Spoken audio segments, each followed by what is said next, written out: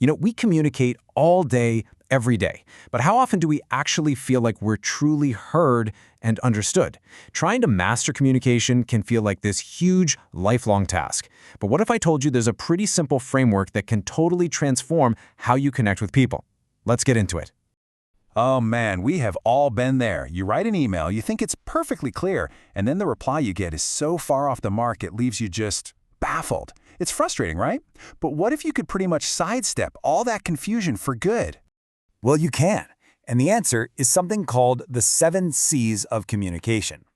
Now, this isn't some super complicated academic theory. It's a practical, honestly kind of elegant framework that's designed to make sure every single message you send lands exactly the way you want it to.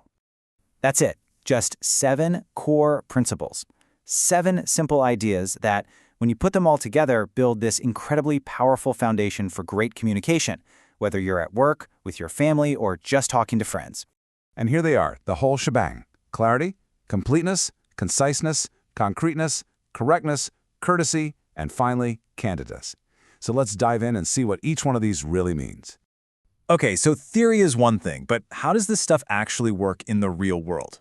Let's take a look at some super common communication mistakes and see how applying each one of these C's can make a huge, immediate difference. First up, we've got clarity. This is the bedrock, the absolute foundation of it all. The goal here is simple. Leave 0 room for confusion.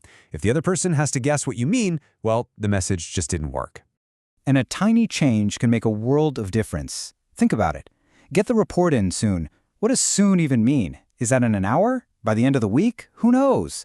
But submit the report by 5 p.m. today. That is crystal clear. There's no way to misinterpret that. That's the power of being clear. All right, next up is completeness. This one is all about thinking ahead and giving your audience everything they need right from the start. It's about stopping that annoying back and forth of follow-up emails before it even begins. I mean, just saying the meeting is tomorrow is not helpful. It just makes people ask, when, where, what do I need to bring? The after example, though, it gives you all the essential info right up front, so everyone shows up totally prepared and on the same page. Our third C is conciseness. Look, we're all busy, right? In today's world, getting to the point is key. It's really about respecting the other person's time. You want to cut out the fluff and just make every single word count. You can just feel how heavy that before example is, can't you? It's cluttered with all these filler phrases like, I would like to take this opportunity. Just cut it. The after version is direct, it's confident, and frankly, it's a lot more powerful. So, right after being concise, we need to be concrete. This is about getting away from vague statements and giving people solid, tangible information. Abstract ideas are easy to forget, but you know what sticks? Specific facts and figures. Think about it. The word good is so subjective. My good might be totally different from your good. But saying sales increased by 15% in the last quarter, that is a concrete fact. It paints a really clear picture and gives your statement so much more weight and credibility. And sometimes a picture really is worth 1,000 words. A simple chart like this can make that 15% increase instantly understandable. It takes a number and turns it into something you can actually see and grasp. Okay, our 5th C is correctness, and this is all about your credibility. It might not seem like a big deal, but simple mistakes in spelling or grammar can really undermine your professionalism. It can make your whole message look careless, no matter how brilliant the idea is. Now, I know this seems really minor, but honestly, these little details matter. Sure, abbreviations might be fine for a quick text, but in professional communication, using the correct full spelling just shows you have an attention to detail. It shows you care. Now let's talk about courtesy. This C is all about the human connection. Your tone can be just as important as your words. A polite, respectful approach makes people way more open to hearing what you have to say. You can just feel the difference in tone, can't you?